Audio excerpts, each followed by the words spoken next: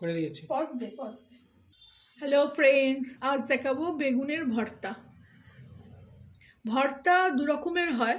একটা তো কড়াইতে তেল দিয়ে পেঁয়াজ ভেজে, রসুন ভেজে, টমেটো কষিয়ে সেটা একটা ভর্তা হলো, সেটাও খুব ভালো খেতে হয়। আজকে আমি কাঁচা জিনিস মানে কাঁচা পেঁয়াজ, কাঁচা মানে ধনেপাতা, কাঁচা লঙ্কা সব দিয়ে মেখে ভর্তা দেখাবো। ঠিক আছে, বেগুনটা আমি পুড়িয়ে নিয়েছি আর টমেটোটাও পুড়িয়ে নিয়েছি। বেগুন আর টমেটো পোড়ানোটা আমার চ্যানেলে আছে, শর্টসে দেওয়া আছে, আপনারা গিয়ে দেখে আসুন। আর এবার এটা ভর্তা করা দেখাচ্ছি। প্রথমে আমি বেগুনটা পুড়িয়ে নিয়েছি।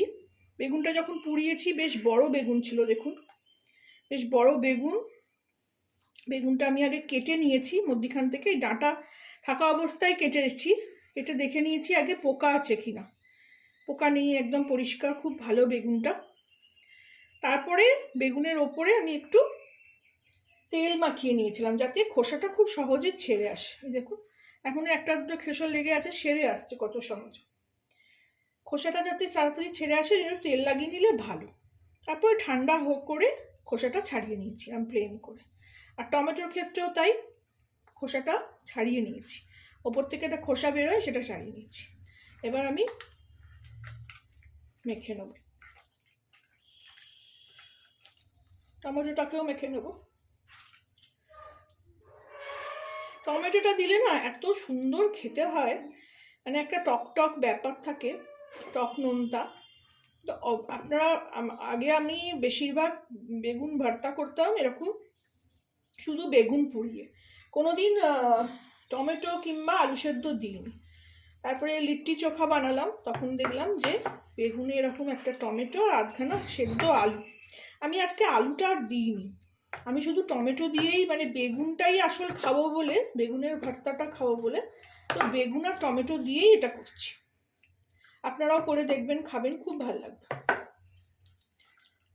প্রথমে মেখে নিলাম এরকম করে, তারপরে কাঁচা পেঁয়াজ, ধনেপাতা কুচি আর কাঁচা লঙ্কা কুচি সবটা দিয়ে দিলাম।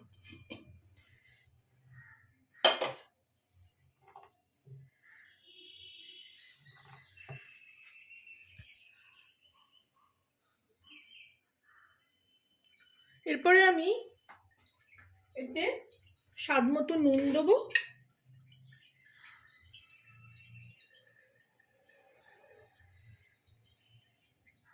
স্বাদ মতো নুন দিলাম।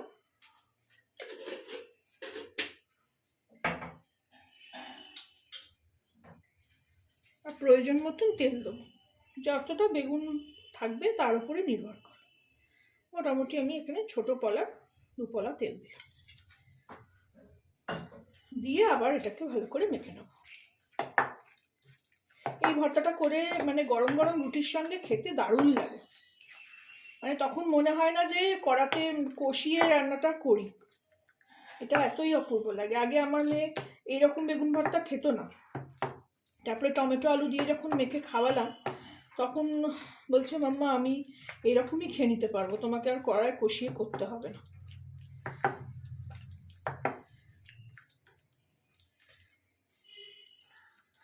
রেডি হয়ে গেল, খুব চটজলদি, খুব ইজি, শুধু সময় লাগে বেগুনটা পুড়তেই।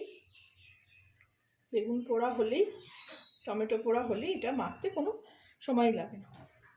এটা আপনি ভাতের সঙ্গেও খেতে পারবেন, রুটির সঙ্গে, গরম গরম রুটির সঙ্গে দারুণ লাগবে। ভালো লাগলে লাইক করবেন, শেয়ার করবেন, সাবস্ক্রাইব করবেন। Thank you so much for watching.